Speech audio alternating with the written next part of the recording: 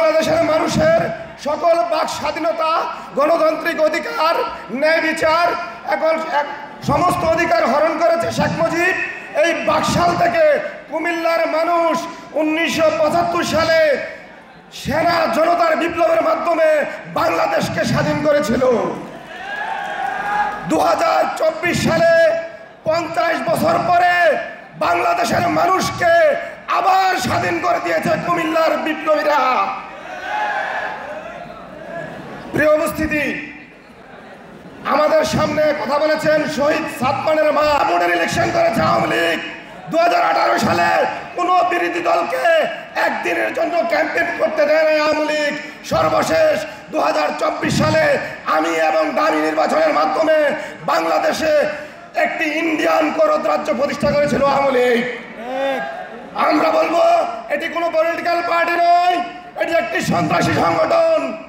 1972 থেকে 75 পর্যন্ত আওয়ামী লীগ এদেশের 30,000 মায়ের বুক খালি করেছে, জাসদের 30,000 নেতাকর্মীকে খুন করেছে। 2009 সালে ক্ষমতায় এসে সবার আগে দেশপ্রেমিক সেনাবাহিনীকে হত্যা করেছে পিলখানায়। 2013 সালে শাপলা চত্বরে নির্বিচারে রাতের আধারে আলেমদেরকে গুলি করেছে আওয়ামী লীগ। 2013 সালে প্রখ্যাত আলেম মাওলানা দেলাওয়ার হোসেন সাঈদীর রায়ের দিনে পাখির মতো গুলি করেছে জামাত শিবিরের নেতা কর্মীদেরকে আওয়ামী লীগ। 28 অক্টোবরে আওয়ামী লীগ লগি বর্ডার তাণ্ডব করে ভারতের প্রেসক্রিপশনে বাংলাদেশকে গণতন্ত্রহীনতার পথ দেখিয়েছে।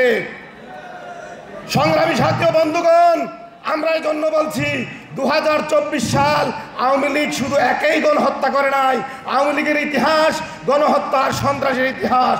আওয়ামী লীগের ইতিহাস বিরোধী দলকে দমনের ইতিহাস। তাই আমরা বর্তমান সরকারকে বলবো, অবিলম্বে আমাদের এই শহীদের আত্মাকে সন্তুষ্টির জন্য, শহীদ মায়ের এই ক্রন্দন থামানোর জন্য আওয়ামী লীগের সমস্ত দোষকদেরকে ফাঁসিতে ঝুলিয়ে এই বাংলাদেশকে কলঙ্ক মুক্ত করুন।